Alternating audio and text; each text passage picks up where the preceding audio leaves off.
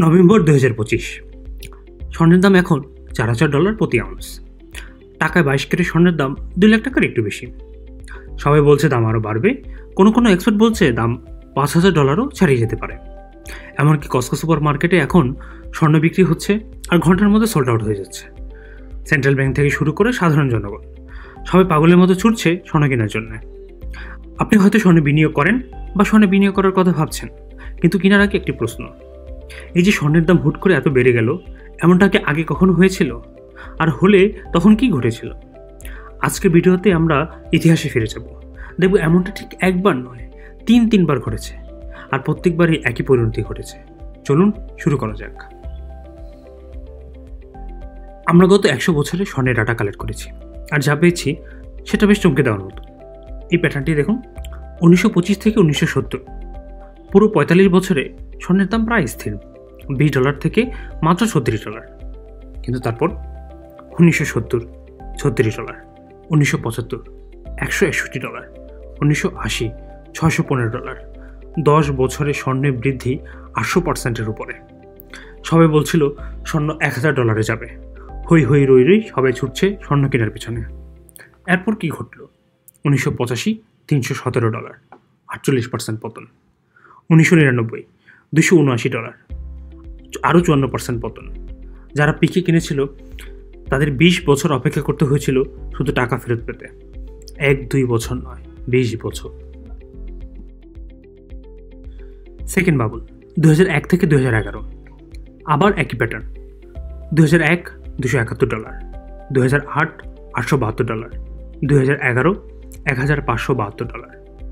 গত 10 বছরে স্বর্ণের মূল্য বৃদ্ধি হয়েছে 400%-এরও বেশি। আবার সবাই বলছিল এবার আলাদা, স্বর্ণ যাবে $3,000। কিন্তু এরপরে কি ঘটল? 2015 $1,160, 26% পতন। 5 বছর লেগেছিল রিকভার হতে। তৃতীয় বাবল 2019 থেকে 2025।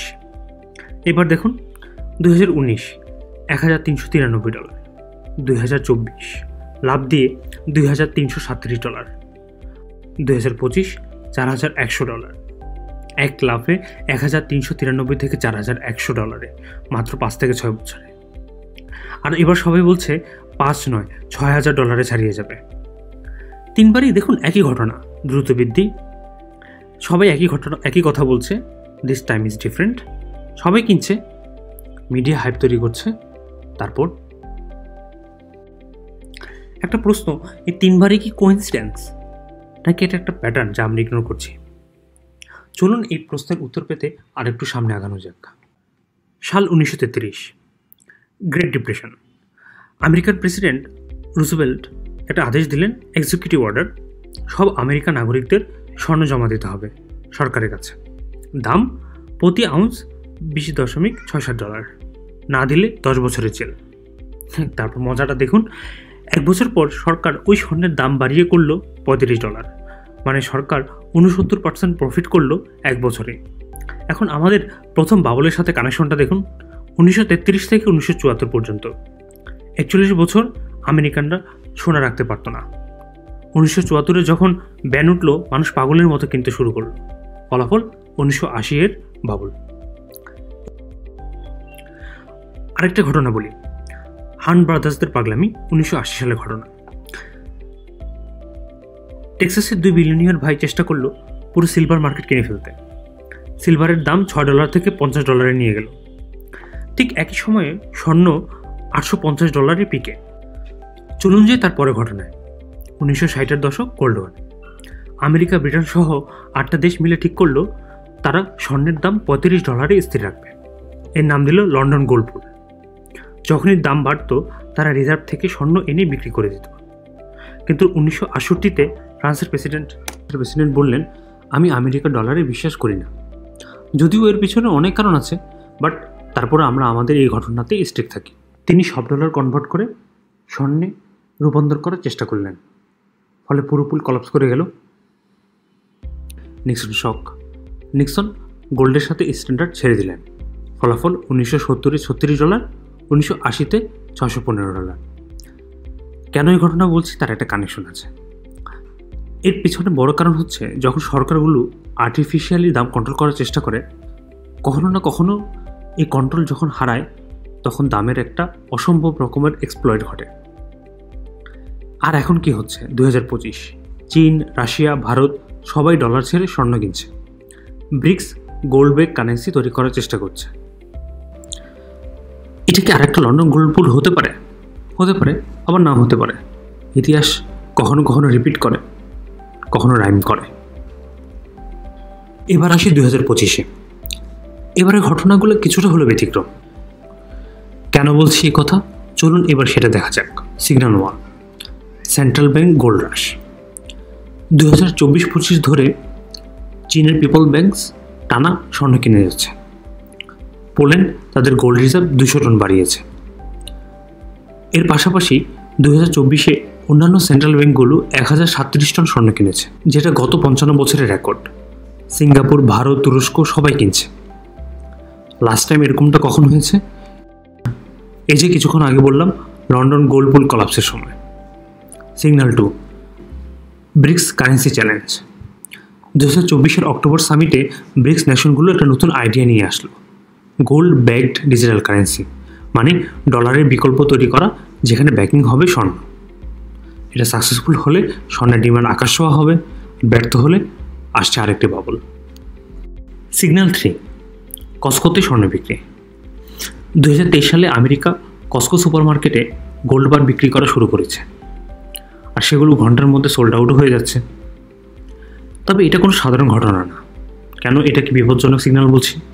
কারণ যখন গ্রোসারি শপিংয়ের সময় সাধারণ মানুষ স্বর্ণ কিনছে, তখন বলা হয় রিটেল ফোমো তৈরি হয়েছে, যা এখন পিকে পৌঁছেছে, যেটা 1980-এর TV ads for gold coins এবং 2011 গোল্ড এটিএম মেশিনের মতোই। হিস্টোরি বলে যখন সাধারণ মানুষ হ্রাস করে তখন বাবল সন্নিকটে। Signal 4, wedding season. November, December, January এই সময়টা থাকে ওয়েডিং সিজন।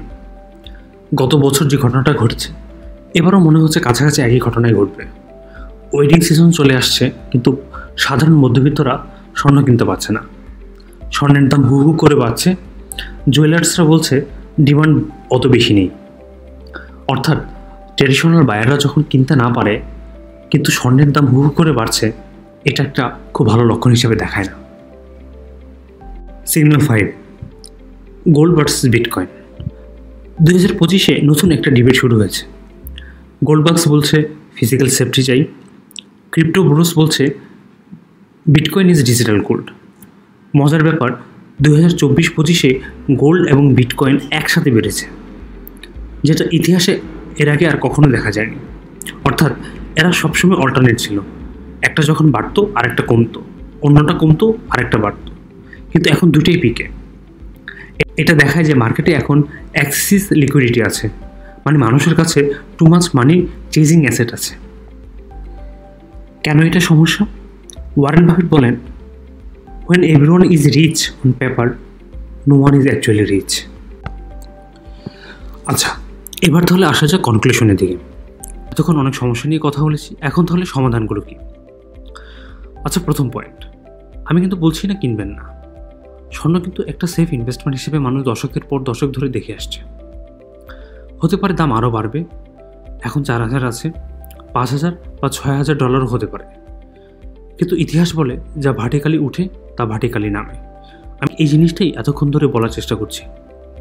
তো যদি কিনতেই হয় তাহলে স্মার্ট ওয়েতে কিনুন। রুল নাম্বার 1, অল ইন ওয়ানে যাবেন না। আপনার টোটাল সেভিংস এক জায়গায় ঢেলে দিবেন। মোটামুটি আপনারা যারা ইনভেস্টমেন্ট করে থাকেন তারা এই নিয়মটা জানেন। তাই আপনার ইনভেস্টমেন্টের 5 থেকে 10% গোল্ডে রাখুন, বাকিটা অন্যান্য অ্যাসেটে রাখতে পারেন বা স্কিলসের পিছনে কাজে লাগাতে পারেন। Rule number 2, dollar cost averaging, অর্থাৎ 10 লক্ষ টাকা একসাথে বিনিয়োগ করবেন না। 10 মাসে 1 লাখ 1 লাখ করে বিনিয়োগ করুন, এতে রিস্ক অ্যাভারেজ হয়ে যাবে। Rule number 3, physical gold not paper, অর্থাৎ ডিজিটাল গোল্ড না কিনে ফিজিক্যাল জুয়েলারি কিনুন। কারণ অনেক সময় দেখা যায় ক্রাইসিস মোমেন্টে পেপার গোল্ড ডিসঅ্যাপিয়ার হয়ে যায়। তাই এখন যতটা সম্ভব চেষ্টা করুন ডিজিটাল বা পেপার গোল্ড না কিনে ফিজিক্যাল গোল্ড কেনার জন্য। ফার্স্ট রুল, বাট সবচেয়ে ইম্পর্টেন্ট রুল, সেটা হচ্ছে কেন কিনছেন। নিজেকে জিজ্ঞাসা করুন যে আমি কেন কিনছি বা কিনতে চাই। আপনি এই সম্পর্কে রিসার্চ করেছেন, আপনি এই সম্পর্কে জানেন, বুঝেন, নাকি সবাই কিনছে তাই আপনিও কিনতে চান? যদি উত্তর হয় দ্বিতীয়টা, তাহলে এখনই থামুন। কেন বলছি এই কথা? কারণ যারা 1980-এর দশকে স্বর্ণের দাম যখন পিকে ওই সময়টা কিনেছিল, তাদের 20 বছর অপেক্ষা করতে হয়েছিল মূলধন ফেরত পেতে। 2011 সালে 4 বছর অপেক্ষা করতে হয়েছিল। কিন্তু অপরদিকে দেখুন, 1999-এর সময় যারা স্বর্ণের দাম তখন মাত্র উঠছে ওই সময় কিনছিল, তখন 500% লাভ করেছে। 2015-তে 300% লাভ করেছে।